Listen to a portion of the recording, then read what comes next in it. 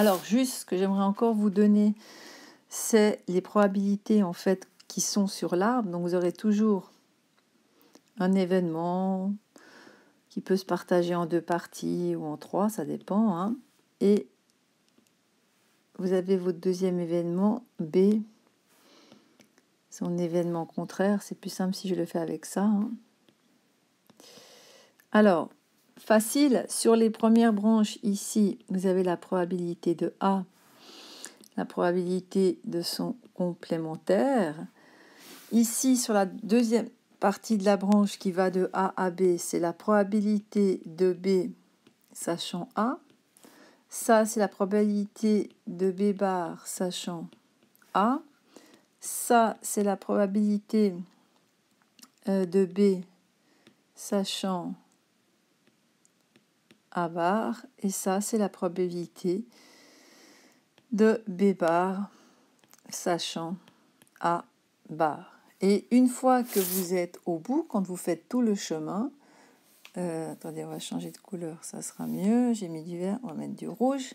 Ici, au bout, vous allez avoir la probabilité de A fois la probabilité de B sachant A. Et ça, c'est égal à la probabilité de A inter B. Ici, ce sera la probabilité de A fois la probabilité de B bar inter A. Et ça va vous donner la probabilité de B bar inter A. Ensuite, ici, ça va vous faire la probabilité de A bar fois la probabilité de B sachant A bar. Ça va vous faire la probabilité de A bar inter B. Et pour le dernier, ça sera la probabilité de A bar fois la probabilité de B bar sachant A bar. Et ça, c'est la probabilité de A bar inter B bar. Donc vraiment, ça, c'est quand vous êtes au bout de la branche, hein. En bleu, c'est la probabilité qui est ici. En vert, c'est cette probabilité-là. Et le rouge, c'est quand vous faites tout le chemin. Vous êtes ici et vous allez jusqu'au bout du chemin. Alors, cet exercice prêtait très bien à une représentation, en fait, par un arbre, mais on peut revenir, en fait, à la représentation sous forme de tableau. Hein, donc, si on reprend notre exemple, on a la porte or, la porte mauve. Il fait beau, il ne fait pas beau.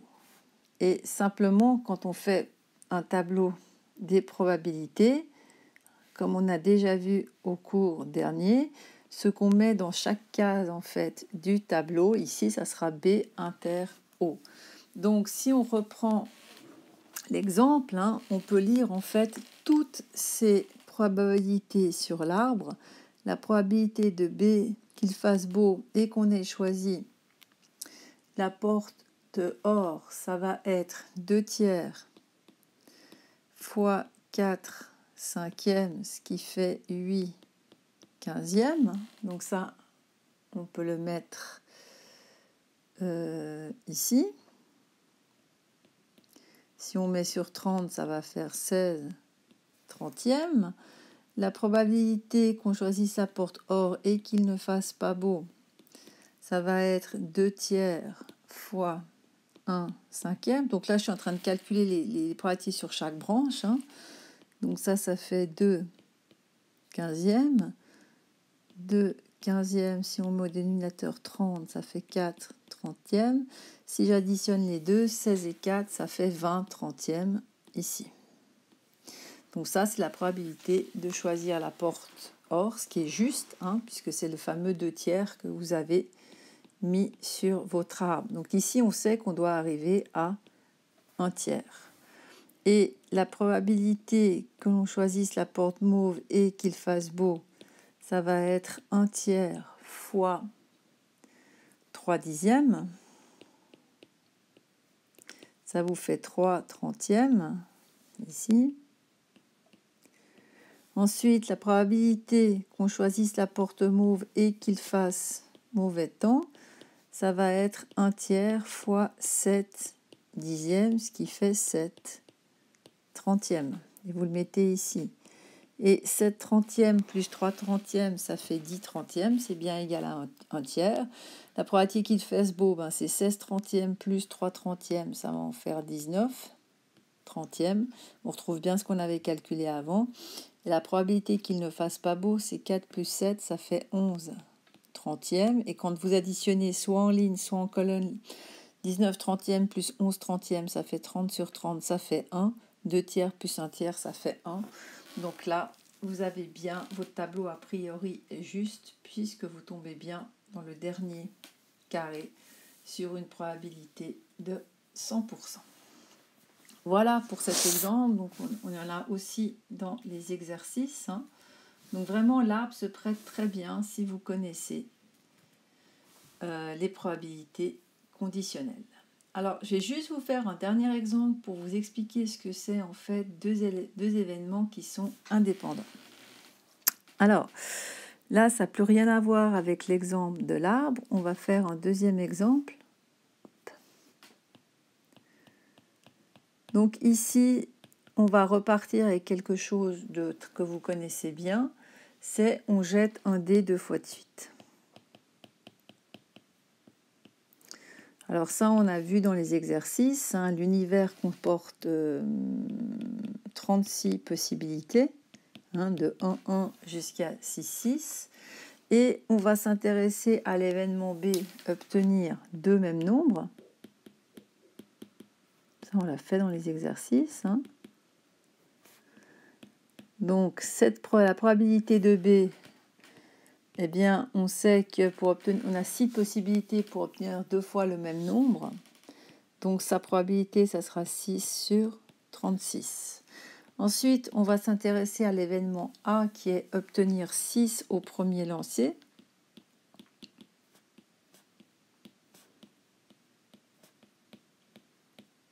Donc, de nouveau, vous avez 6 possibilités d'obtenir le 6 en premier. Ça fait de nouveau 6 36e qu'on peut simplifier. Ça fait un sixième, un sixième. Maintenant, on va s'intéresser à calculer la probabilité de B, sachant que A s'est réalisé. Donc, si on le dit en français, on cherche la probabilité d'obtenir deux mêmes nombres, sachant que le 6 est sorti au premier lancer. Donc, votre univers, maintenant, il va être... Alors, soit on écrit la formule, mais soit on réfléchit un tout petit peu. Votre univers, il va être réduit à l'ensemble A. Dans l'ensemble A, vous avez 6 possibilités. C'est 1, 1, 2, 2, 3, 3, 4, 4, 5, 5 ou 6, 6. Et la probabilité d'obtenir... Pardon, la probabilité de A, il y a 6 possibilités, mais c'est 6, 1, 6, 2, 6, 3, 6, 4, 6, 5, 6, 6. Et la probabilité d'obtenir deux mêmes nombres, vous n'avez qu'une possibilité, c'est 6, 6. Donc vous retrouvez une probabilité de 1 sixième. Dans ce cas particulier, on remarque donc que la probabilité de B, sachant A, c'est égal à la probabilité de B. Ça veut en fait dire que la réalisation de A n'a pas d'influence sur la réalisation de B. Et on va dire que l'événement B est indépendant de A, puisqu'on retrouve sa probabilité est indépendant de A. Donc, en fait, pourquoi? Simplement, si on prend la formule B inter A, c'est la probabilité de B inter A sur la probabilité de A. Et en fait, ce qu'on peut écrire, c'est que la probabilité de B inter A, c'est la probabilité de A fois la probabilité de B sachant A.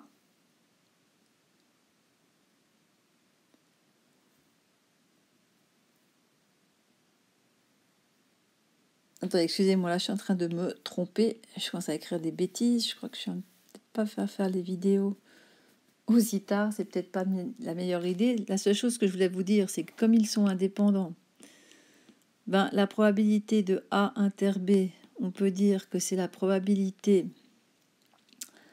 de A fois la probabilité de B sachant A. Hein, ça, j'ai simplement tourné la formule concernant la probabilité conditionnelle, mais on vient de voir que la probabilité de B sachant A, c'est la probabilité de B.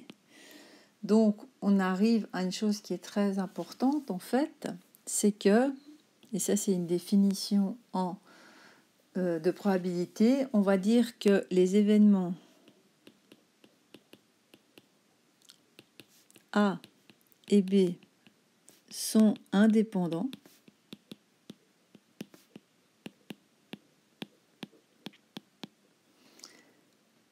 si l'une des deux conditions est réalisée, et on vient de les voir les deux, hein, à savoir que soit vous avez que la probabilité de B sachant A, ben c'est égal à la probabilité de B, ou la probabilité de A inter B, c'est la probabilité de A fois la probabilité de B. Alors voilà, en probabilité, on n'introduira pas d'autres notions que celle-ci, et il nous restera à faire la démonstration des propriétés des probabilités.